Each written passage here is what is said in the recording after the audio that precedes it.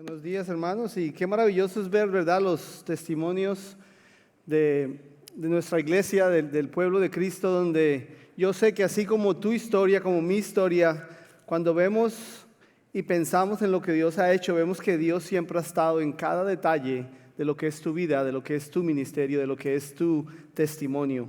Y de igual manera vamos a estar hoy en la palabra de Dios mirando cómo Dios obra. El domingo pasado el pastor Ernesto habló en Josué y hablamos de la palabra del año. ¿La cual es? Valiente, ¿verdad? Valentía, ser valiente, y hablamos de la definición bíblica que nos dio, la cual la vamos a volver a hacer hoy. Pero si no estuviste aquí el domingo pasado o si de pronto ya se te olvidó, continuamos con ese deseo de ser. Este año Dios nos está llamando a ser valientes. Y hoy, empezando una serie en el libro de Éxodo, vamos a ver cómo Dios utiliza a los valientes para cumplir la obra que Él ha comenzado desde el principio del mundo. Así que vimos en Éxodo cuando la hermana leyó, y te quiero preguntar algo. ¿Alguno de ustedes les gustaba la clase de historia cuando estuvieron en la escuela? Hay pocos, porque yo sé que la mayoría, a mí me parecía aburridísima. Yo decía, no, otra vez historia, yo no quiero eso. Ahora, aunque no me gustaba la historia, lo que sí me gustaba y lo que sí me encanta es aprender y escuchar las historias de personas históricas. Hay una película, no sé si la has visto, si has escuchado, titulada Inquebrantable. Está basada en la historia de la vida real de Luis Samperini. Él fue una estrella de la pista olímpica y un héroe de la guerra mundial, de la Segunda Guerra Mundial, quien durante una misión militar sufrió un accidente de avión cayendo en el Océano Pacífico, y allí sobrevivió junto a 2 de sus compañeros. Estuvo 47 días a la deriva en una balsa hasta que eventualmente los encontraron, un buque de guerra. El único problema es que ese buque de guerra era japonés. Los tomaron prisioneros, los llevaron a una isla donde los torturaron y los mantuvieron prisioneros por 2 años hasta que la guerra terminó. La película se titula Inquebrantable, pero irónicamente este hombre fue liberado y regresó a casa, pero regresó a casa siendo la sombra de sí mismo. Regresó a casa, irónicamente, totalmente quebrantado. Allí él recurrió al alcohol, consideró el suicidio, no veía la salida de aquella situación oscura en la que su vida se encontraba. Esa gran crisis en la que su vida giraba no tenía salida para él. ¿Alguna vez te has sentido así en tu vida? No sé, de pronto hoy viniste aquí, estás pasando por una crisis, una situación donde no ves salida. De pronto te sientes sin esperanza. De pronto te sientes como que no hay nada más que hacer, que no tienes manera de hacer nada al respecto. ¿Alguna vez te has preguntado, ¿dónde está Dios? Dios, ¿dónde estás en esta situación? ¿Por qué no te veo? Al comienzo del libro de Éxodo vemos el comienzo de una historia que es la continuación de lo que ya ha venido sucediendo en el libro de Génesis. Y hoy vamos a ver ciertos paralelos de Génesis y Éxodo, porque esta es una gran historia maravillosa que empieza desde el principio del mundo, cuando Dios creó todas las cosas, y vemos el plan que Dios tiene para nosotros. Y allí en el libro de Éxodo vemos como el pueblo de Dios se sentía así, sin esperanza, afligidos, sin ver que no había un futuro. El libro de Éxodo es uno de los libros más importantes de la Biblia, tanto así que el libro de Éxodo es una referencia en muchos de los libros de la Biblia. Siempre voltean a mirar a lo que pasó en el libro de Éxodo. La historia del libro de Éxodo es la historia real de cómo Dios rescató a su pueblo. Norton Fry, un crítico canadiense, dijo: Éxodo es lo único que realmente sucede en la Biblia. Éxodo es la historia de la Biblia. Éxodo es la historia, si tú conoces a Cristo como Señor y Salvador, si eres cristiano, es tu historia. Todos tenemos un éxodo de una vida donde vivíamos a una vida nueva que Dios nos ha traído. Entonces, en estos 2 primeros capítulos de Éxodo, comenzando esta serie, vamos a ver cómo Dios se mueve a través de la crisis y por medio de los valientes para liberar a su pueblo. Número 1 dice la crisis. Cuando el mal está presente, a veces se siente como si Dios estuviera ausente. Versos 1 al 6 de este capítulo dice: estos son los nombres de los hijos de Israel. El libro de Éxodo comienza con una genealogía, tal y cual como termina el libro de Génesis. De pronto no es la manera más espectacular o más emocionante de empezar un libro, pero para la gente de la época, las genealogías eran muy importantes y muy interesantes. Entonces este libro comienza con una genealogía diciéndonos quiénes eran los hijos del pueblo de Israel. En el libro de Génesis comienza la historia donde, si no sabes, un hombre, Abraham, fue llamado por Dios, al cual Dios le hizo una gran promesa, que lo bendecería a él, lo convertiría en una gran nación y que por medio de él todas las personas del mundo serían bendecidas. Ahora, pasaron muchos años antes de que esa promesa llegara a ser cumplida. Tanto así que Abraham dice la palabra, que tenía 100 años cuando finalmente su esposa quedó embarazada de ese hijo de la promesa. Ahora, ese hijo de la promesa era un milagro, el cual Dios trajo a su vida. Abraham tuvo a Isaac, Isaac tuvo a Jacob, Jacob tuvo 12 hijos, los cuales son las 12 tribus del pueblo de Israel, y el pueblo de Israel se fue formando. Ahora, uno de esos hijos era Josué. José, el hijo el cual todos sus hermanos lo odiaban, tanto así que lo vendieron a la esclavitud, lo querían asesinar, y allí, estando en ese proceso, José sufrió el que lo echaban a la cárcel de manera injusta, batalló por muchas cosas, pero eventualmente este hombre llegaría a ser el segundo al mando de todo el pueblo de Egipto. Y no solo salvaría a su familia, incluyendo a sus hermanos que lo echaron al hueco, que lo echaron a la esclavitud, que lo querían matar, sino que también logró salvar a toda la nación de Egipto y al pueblo de Israel. Ahora, dice el verso 7, pero los israelitas tuvieron muchos hijos y aumentaron mucho. En ese momento había paz en Egipto, así como en Génesis comienza en un paraíso, todo comienza bello, todo comienza perfecto. En este momento allí el pueblo israelita estaba en el paraíso. Tanto así que dice la palabra que llegaron como un pueblo de 70 personas, y dice: y se multiplicaron y llegaron a ser poderosos en gran manera, y el país se llenó de ellos. Todo estaba perfecto, todo estaba andando viento en popa, y entonces entra la historia donde todo cambia. No sé si te ha pasado en tu vida cuando todo va andando bien, estamos todos contentos, la familia está bien, y de repente sucede algo que nos cambia todo. A veces sucede de una manera obvia, a veces sucede de una manera sutil que no nos damos cuenta. Pero en este caso, en el versículo 8, empieza el cambio de la historia del pueblo de Israel. Dice: se levantó sobre Egipto un nuevo rey que no había conocido a José. El nuevo rey o no se acuerda o no le importa quién era José y qué hicieron ellos para salvar a su pueblo. Y entonces, en lugar de seguir honrando y seguir en comunión con el pueblo de Israel, ahora este rey ve a los israelitas como una amenaza existencial para su poder y para su reino. Acuérdate, como Faraón, el rey de los egipcios, un faraón, como Faraón él se creía Dios, el Dios de todo. Era el hombre más poderoso en ese momento en el mundo. Entonces, en el verso 9 al 11 vemos como este rey egipcio, el faraón, pone el plan a andar. Escena número 1 dice: procedamos pues astutamente, de manera sutil. Es el mismo lenguaje que se utiliza en el jardín del Edén, cuando la serpiente le habla a Eva de una manera sutil, astutamente. Y entonces, aunque nosotros, sabiendo la historia, vemos como Dios tiene un plan que se está desarrollando, nos damos cuenta que Satanás no se queda quieto. El faraón es la personificación de Satanás. Su plan era robar, matar y destruir al pueblo de Dios, forzándolos a la esclavitud. Él quería destruir la fortaleza de ese pueblo que crecía y aumentaba, dándoles y afligiéndolos con cargas pesadas para que perdieran la voluntad de vivir. Este es el plan, dice el faraón. Él convierte la historia entre, ahora es una guerra de ellos contra nosotros.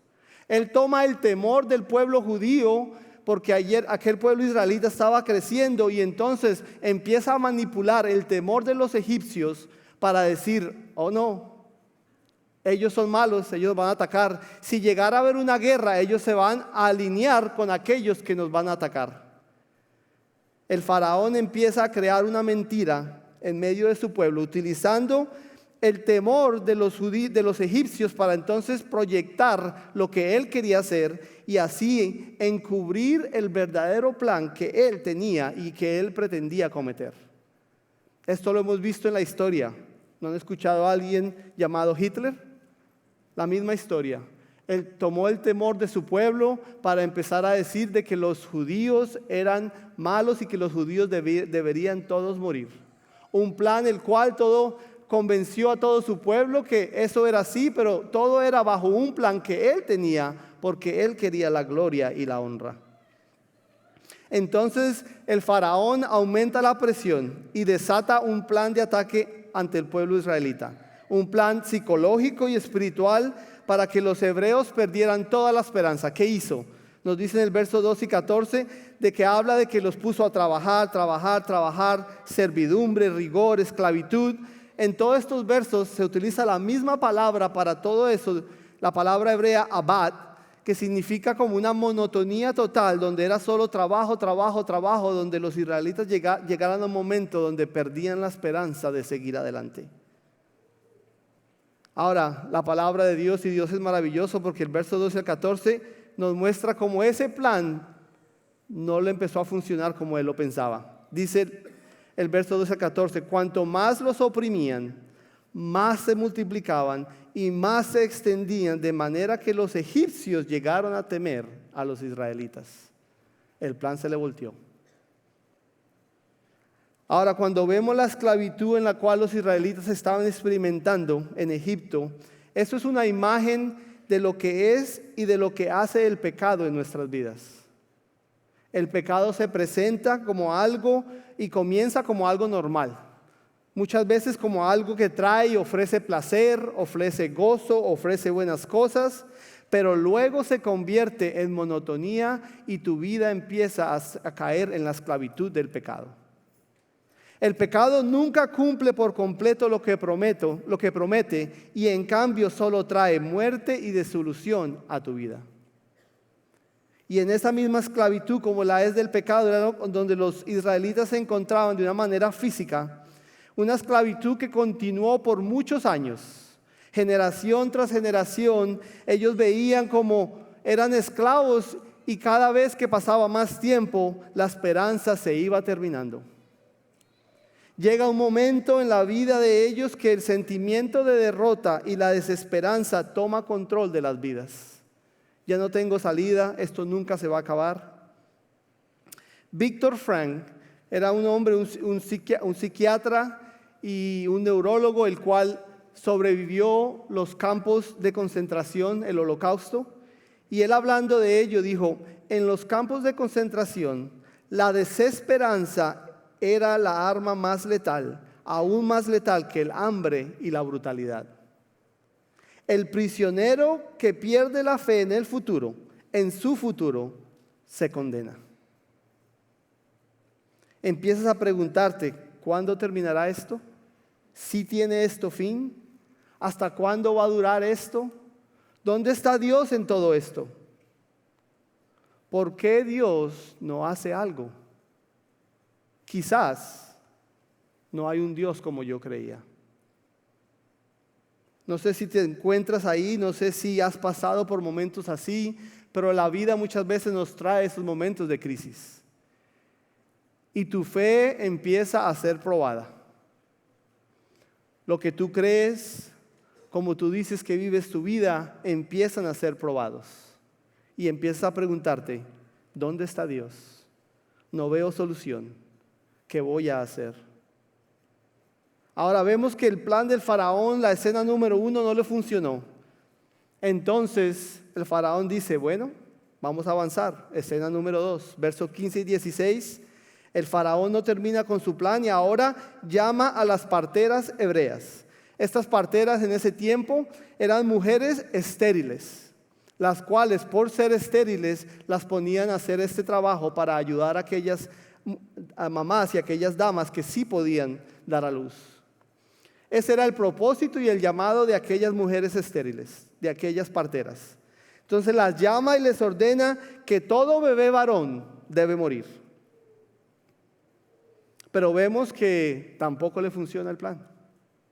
Entonces el faraón dice, bueno, yo tengo otro. Esta va a ser la solución final. Verso 22 nos dice, entonces el faraón ordenó a todo su pueblo y dijo, todo hijo que nazca lo echarán al Nilo. Para él la solución final, mi plan ya se acabó, voy a terminar con ellos, voy a poder hacer lo que me puse a hacer desde el principio y mi reino y mi reinado va a ser para siempre, dispensaba el faraón. Ahora, piensa en la incertidumbre y el terror de los padres hebreos viviendo en ese momento. Piensa si tú fueras una madre en ese momento, ¿qué estarías pensando? Sabiendo que en algún momento tu bebé recién nacido sería arrancado de tus brazos y arrojado al Nilo para morir. ¿No tenías opción? Era una oscuridad total sobre todo el pueblo. El pueblo estaba en una crisis física, psicológica, espiritual y personal. Todo lo que tenían les estaba siendo quitado y no tenían ni libertad y aparentemente tampoco tenían un futuro.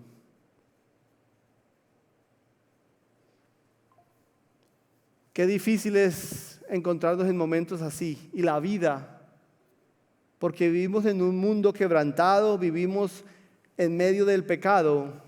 La vida muchas veces te va a presentar con momentos así. Lo importante es qué haces tú y cómo respondes a estas situaciones. Punto número 2 dice, los valientes. Dios está obrando detrás de escena con personas dispuestas a ser usados en escena. Como lo dije al principio, no sé si has estado allí en una crisis física, psicológica, espiritual y personal en tu vida. No sé si en este momento estás pasando por ahí, como familia, como individuo, como hombre, como mujer. De pronto estás pasando por una crisis de fe causada por tu pecado o causada por el pecado de aquellos alrededor en tu vida. Y lo que pasa es que cuando la crisis entra en nuestra vida, en nuestra mente se ciega de una manera que no ves salida de ello. Tú solo ves allí donde estás al frente, no puedes ver más allá de lo que hay. Y la crisis entra en tu mente y empieza a dominar lo que tú piensas, cómo tú piensas y lo que tú crees de Dios. Empiezas a pensar, ¿será que sí hay salida de las deudas?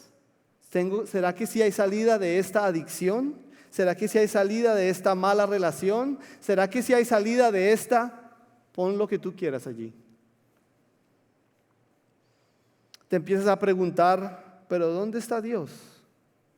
Porque tú sabes que una cosa es sufrir, todos sufrimos, posiblemente todos hemos sufrido ya, y otra cosa es sufrir cuando no parece haber fin y cuando piensas que Dios te ha desamparado. Una cosa es sufrir, pasar por momentos difíciles y otra es sufrir sin creer que Dios está contigo. Y aquí vemos como en los primeros 16 capítulos Dios no es mencionado en absoluto. El pueblo se está preguntando, ¿dónde está ese Dios que nos prometió que seríamos una nación la cual bendeciría a todo el mundo? Ahora, eso no significa que porque Dios no sea mencionado hasta el versículo 17, que Dios no esté obrando, porque lo estaba allí presente. Todo el tiempo Dios estaba obrando detrás de escena. Y lo que es aún más maravilloso es de la manera en la cual Dios entra en este momento. No porque no estuvo haciendo nada y de repente entró a trabajar, no. Como Él entra a que tú y yo veamos lo que Él ya ha estado haciendo por todo el momento.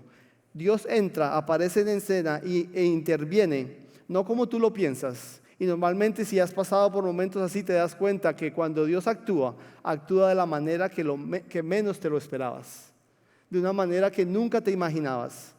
Entonces Dios entra en escena y va a utilizar a mujeres valientes para frustrar los planes del enemigo. Verso 15 dice, Cifra, que significa hermosa, y Púa, que significa destello. Dos mujeres estériles, parteras y supervisoras de las parteras, humildes, no solamente formaban parte de un pueblo ya esclavizado, sino que eran de estatus bajo, y ya como lo dije, eran mujeres, que en ese tiempo no tenían valor alguno. Aún más por ser estériles, estas mujeres eran vistas como inútiles en el mejor de los casos y como condenadas en el peor de ellos. Tú puedes decir que estas mujeres no tenían nada del por qué vivir. ¿Qué esperanza tenían siendo lo más inútil del pueblo, lo que nadie valoraba? No tenían ningún propósito, porque el propósito de las mujeres en esa época era tener hijos, multiplicarse. Ellas no podían. ¿Qué esperanza podían tener?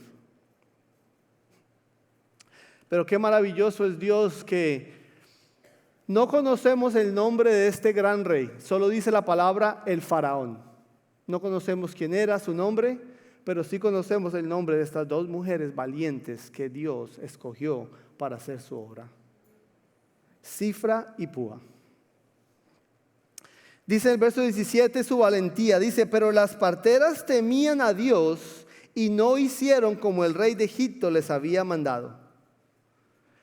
Ellas no se pusieron agresivas, se fueron allá a formar planes, no se metieron en redes sociales a ver a quién le chismeaban y cómo hacían un plan para hacer sus cosas. No se metieron y se desesperaron a ver qué hacemos, no. Simplemente resistieron el plan que el rey había dado y creían en su Dios, en aquel que les daba valor. Ellas no actuaron basado en el temor que había en el pueblo, basado en el temor que ellas mismas estaban sintiendo.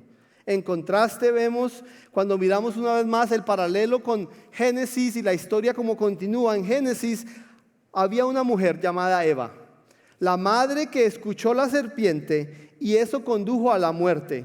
Pero aquí tenemos a dos parteras que no pueden tener hijos y sin embargo resisten a la serpiente y eso conduce a la vida del pueblo.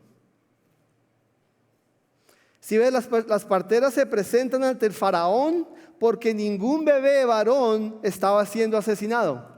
Las parteras son llamadas a rendir cuentas. ¿Qué tú crees que estaban sintiendo? El faraón, el rey, les dio una orden, una ley. Ellas no la cumplen y les dice, vengan aquí. ¿Qué está pasando? ¿Por qué los varones israelitas no están siendo asesinados? Y ellas responden, versos 18 y 19. Las mujeres hebreas no son como las egipcias, pues son robustas y dan a luz antes de que la partera llegue a ellas. En otras palabras, no podemos hacer nada al respecto. Ellas sabían que responderle al faraón de esta manera requería valentía. No solo te voy a decir, faraón, que no te estoy haciendo caso a lo que me mandaste como rey, pero más encima te voy a decir que tus mujeres egipcias son unas debiluchas. Que las hebreas son robustas y no podemos llegar donde ellas antes de que den a luz. No solo no te hago caso, pero más bien te insulto al pueblo, pero yo voy a tener valentía. Ellas sabían que eso les podía costar la vida, que eso sería algo que posiblemente el faraón no tomaría de muy buena manera. Alguien puede decir, bueno, pero ahí como que mintieron. Y puede ser que sí, una mentira para salvar vidas, pero más allá de ser eso lo que era, esto que ellos dijeron y esto que ellos dicen ante el faraón, esta respuesta que ellos le dan al rey en ese momento, es una gloriosa confesión de la fe que ellas tenían en el verdadero y único Dios en el que ellas confiaban. No les importó qué les podría pasar, no les importaba qué iba a suceder. Ellas confiaban en un Dios que sabían que era más poderoso que el hombre más poderoso del mundo en ese momento. Y Dios responde. El verso 20 dice, Dios favoreció a las parteras. Y hay una frase, 4 palabras importantes que dice después de eso. Y dice, Él, Dios, prosperó sus familias. ¿Qué familias? Ellas eran estériles, pero ya no más. Ya dejaron de ser estériles y ya no estaban quebrantadas. Dios las ha bendecido porque ellas tomaron y fueron valientes para pararse ante el faraón y simplemente obedecer a Dios. Ahora tú dirás, ¿y cómo? ¿Cómo ellas en medio de esta oscuridad del pueblo, en medio de esta circunstancia, cómo ellas pueden ser tan valientes? Verso 21 nos lo dice. Y por haber las parteras temido a Dios. Si ves, ellas temieron a Dios más que lo que temían al faraón o a lo que el faraón les pudiera hacer. Ellas escogieron obedecer a Dios y seguir sus convicciones antes que obedecer la ley que gobernaba el pueblo. Su temor a Dios les dio valentía y las hizo valientes. Ahora yo quiero que entiendas que el temor a Dios no significa de que yo le tengo miedo a Dios porque sé que Dios me va a mandar al infierno, que me puede mandar al infierno. No. Como humanos, nosotros evitamos aquello a lo que le tenemos miedo, a lo que le tenemos temor, ¿verdad? ¿Cuánto le tienen miedo a las arañas? Ven una araña en el mundo, ¡ah! Otros, de pronto no temor, pero apenas ven una cucaracha, un ratón, salen corriendo. Todo lo que le tenemos temor, le huimos. A lo que le tenemos temor, no queremos estar allí. Cuando éramos niños, muchos de nosotros teníamos temor a la oscuridad. No queremos estar ahí. Algo sale de abajo de la cama, algo sale del closet, algo sale de aquí. No, hay un temor y en lo que tenemos temor le huimos. En cambio, cuando hablamos del temor de Dios, el temor de Dios produce en nosotros un deseo de intimidad y de relación personal y profunda en Él. Cuando tememos a Dios, en lugar de querer correr, nos queremos acercar mucho más a Él. El temor de Dios en la Biblia es una mezcla de admiración, reverencia e intimidad. Porque cuando estamos ante Dios, estamos de una manera de un asombro tal ante ese Dios poderoso, de que ese Dios al cual estamos en su presencia es un Dios que tiene el poder, tiene la autoridad de enviarte al infierno y dejarte allí.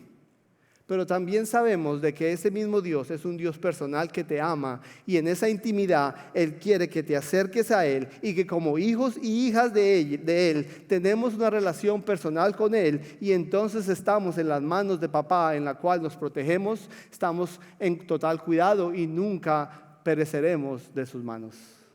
Ese es el Dios en el cual creemos. Por eso el temor de Dios es importante. Dice Charles Spurgeon acerca del temor: el temor de Dios es la muerte de todo otro temor. Como un león persigue a todos los demás temores que se le enfrentan. Oswald Chambers dice: lo notable de Dios es que cuando temes a Dios, no temes nada más. Mientras que si no temes a Dios, temes todo lo demás. El puritano William Gurnall dice: tememos tanto a los hombres porque tememos tan poco a Dios. Si ves, el temor de Dios es el combustible que enciende la fe de nuestro valor. El temor de Dios, el temor que estas mujeres tenían, fue lo que las ayudó a obedecer y a ser obedientes ante la presencia de Dios y a no tener que obedecer al faraón. Ellas entendieron que obedecer a Dios era lo mejor que podían hacer para sus vidas y era lo mejor que les daría a ellas esperanza y un futuro para seguir adelante. Estas mujeres no pusieron fe en el faraón ni en los egipcios. No pusieron fe en el hombre más poderoso del mundo pensando que ese es el único que nos podrá salvar. No, ellas pusieron su fe en Dios. Ellas pudieron hacer lo que hicieron por aquel en quien ellas confiaban. Tú y yo nunca viviremos una vida de valentía hasta que no estemos conectados totalmente y de manera segura en Dios. El temor de Dios me lleva a tomar el pecado en serio, a entender lo que el pecado hace en mi vida, pero aún más me lleva a tomar la palabra de Dios aún con mayor seriedad. A entender que la palabra de Dios es mi guía, que la palabra de Dios es mi alimento y que sin ella no soy nada. El pastor Ernesto el domingo pasado habló de la definición bíblica de valentía. No sé si se acuerdan, pero dice, la valentía bíblica no es la ausencia de miedo, sino obediencia impulsada por la fe en la presencia de Dios. Y eso es lo que queremos que este año rija tu vida, que este año lleve tu vida, que cuando te acuerdes, cuando estés en un momento difícil, te acuerdes de que valentía en Cristo es posible. Ahora tú te preguntas, toda esta historia ha sucedido, pero bueno, sí, Dios estaba ahí, pero ¿qué? ¿Qué hizo Dios? ¿Qué en realidad está haciendo Dios? Capítulo 2, versos 24 y 25 dice, Dios oyó su gemido y se acordó de su pacto con Abraham, Isaac y Jacob. Dios miró a los israelitas y los tuvo en cuenta. Dios sabía lo que estaba pasando. Él no estaba ausente.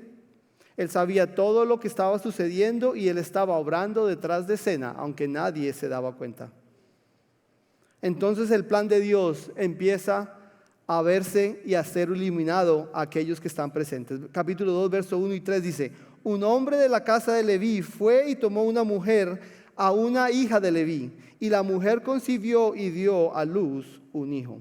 Ahora, una vez más, imagínate esta mamá, imagínate ese terror de decir, ahora estoy embarazada.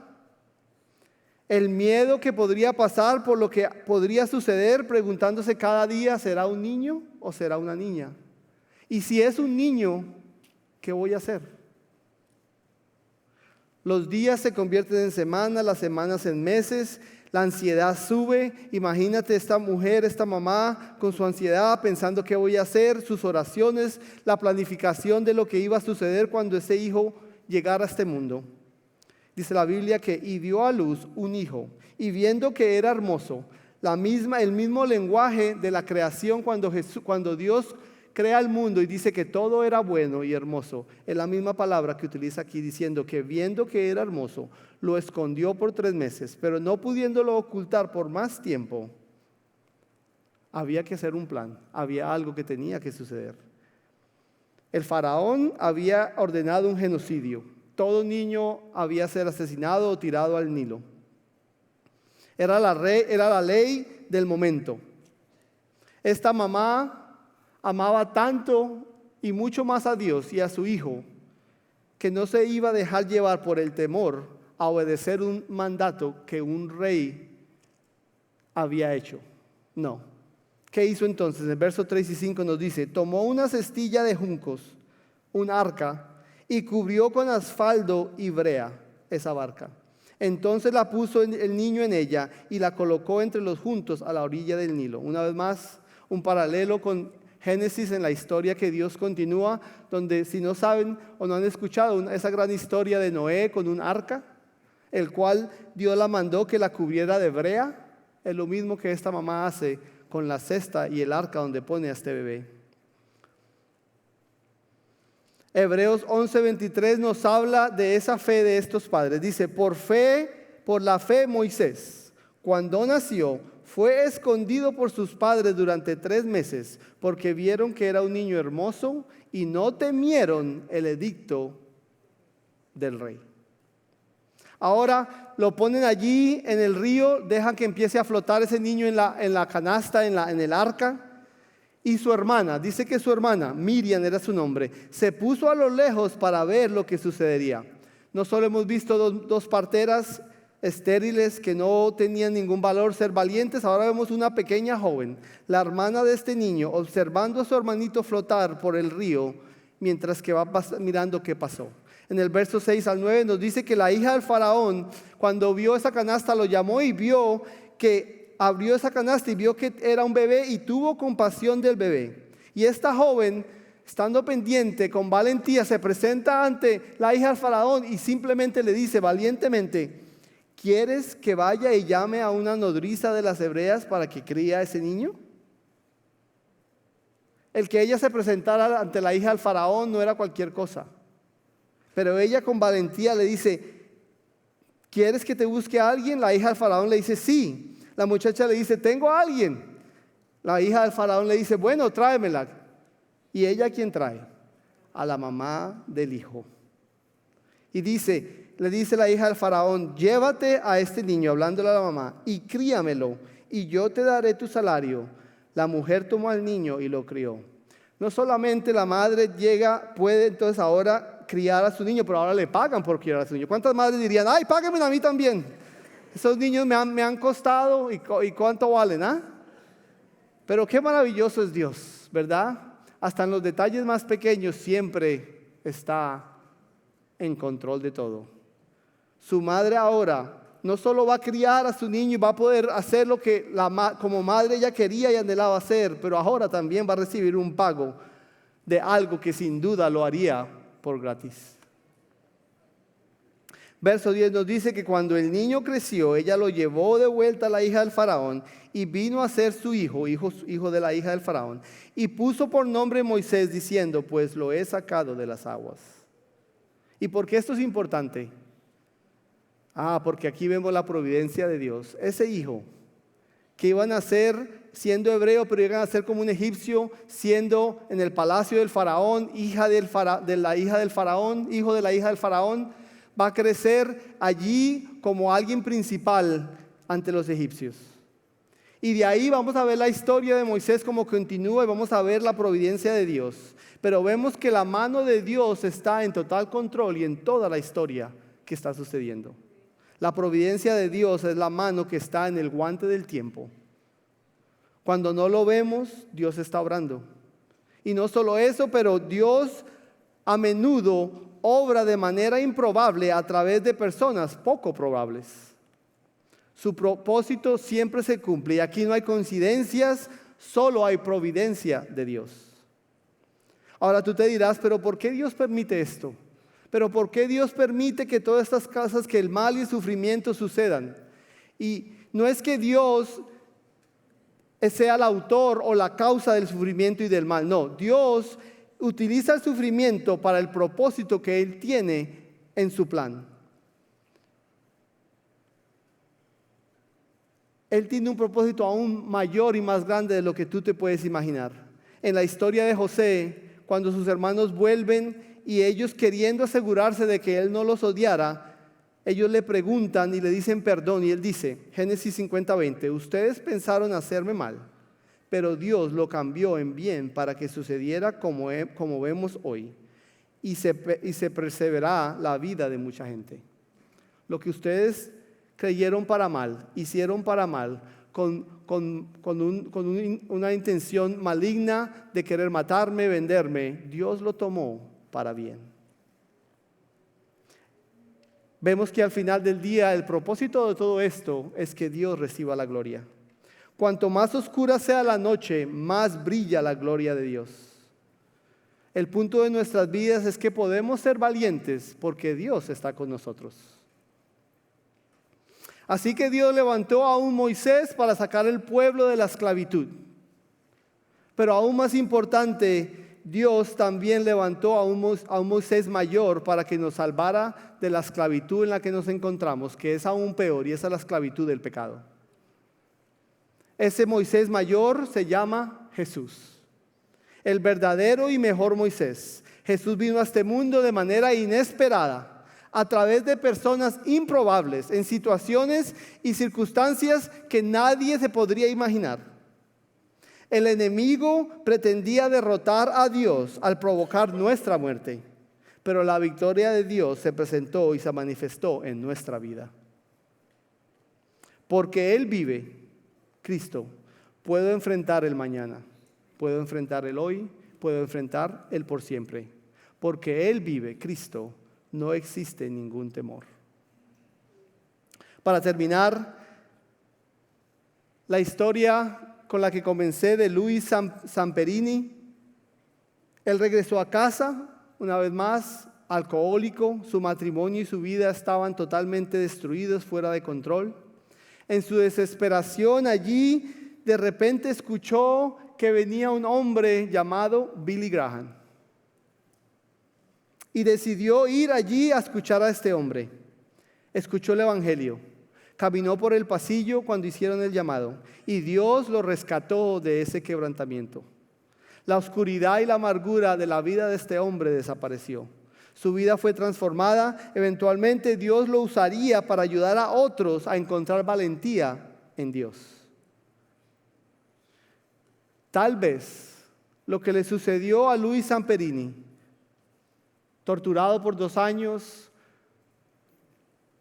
a 47 días sufriendo, toda la crisis que él pasó, tal vez nunca, si esto nunca hubiera sucedido, él nunca hubiera llegado a los pies de Cristo. Y tal vez el sufrimiento y la crisis por la que él pasó fue la que lo trajo a la fe con Dios. Entonces yo no sé qué crisis estás pasando, no sé por qué tu vida está andando, en qué estás, dónde te encuentras, pero tal vez lo que está sucediendo en tu vida o lo que va a suceder pronto en tu vida es la manera en la que Dios te está llamando, porque Él quiere que tú regreses a una relación íntima y personal con Él. Y Él quiere que tú aprendas a tener valentía en medio de la crisis y el dolor, porque Él es el que te da valentía. Vamos a cerrar nuestros ojos y inclinar nuestras cabezas. Y si tú estás allí y tú nunca has conocido a ese Cristo Salvador, el cual te dará valentía, el cual es el único que te puede sacar de ese quebrantamiento, el único que te puede sacar de ese dolor y esa crisis, el único que puede utilizar tu crisis para traer gloria y algo maravilloso en tu vida. Si tú no lo conoces, yo te quiero dar esa oportunidad hoy. Si tú nunca antes has dicho y has tomado el paso de decir: Cristo, yo quiero que tú seas Señor y Salvador de mi vida, y tú quieres hacerlo hoy porque tú dices: ya estoy cansado de no tener esperanza, ya estoy cansado de no saber hacia dónde voy, ya estoy cansada del dolor y de que mi vida no pareciera que no tuviera futuro. Si tú estás allí, yo te quiero dar la oportunidad. Y si tú quieres hacerlo, simplemente puedes repetir después de mí esta oración. Le decimos esto, la oración de salvación. No es nada especial que yo hago, no es nada especial en las palabras. Simplemente tú diciéndole a Dios: Dios, te necesito, ya yo no puedo más.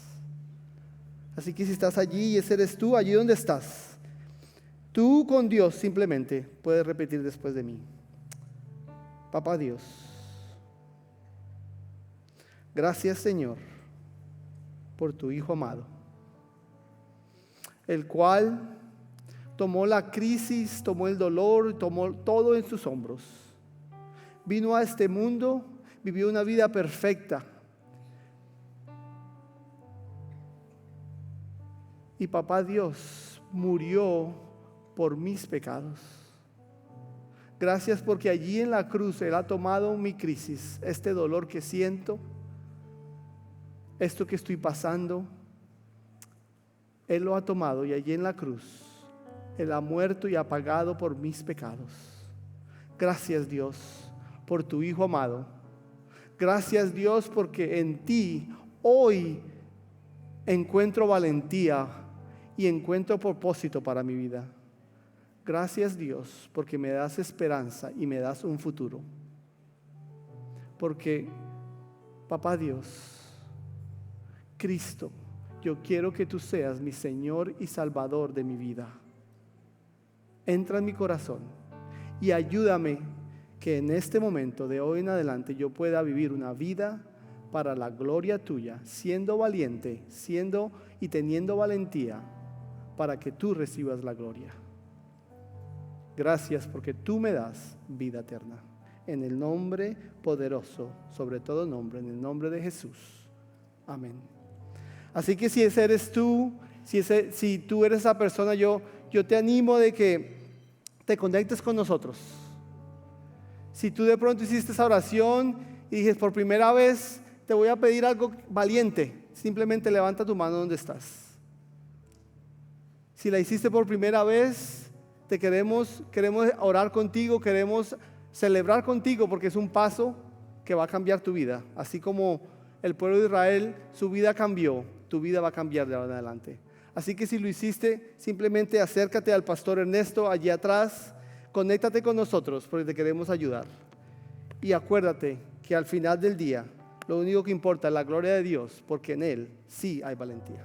Gracias.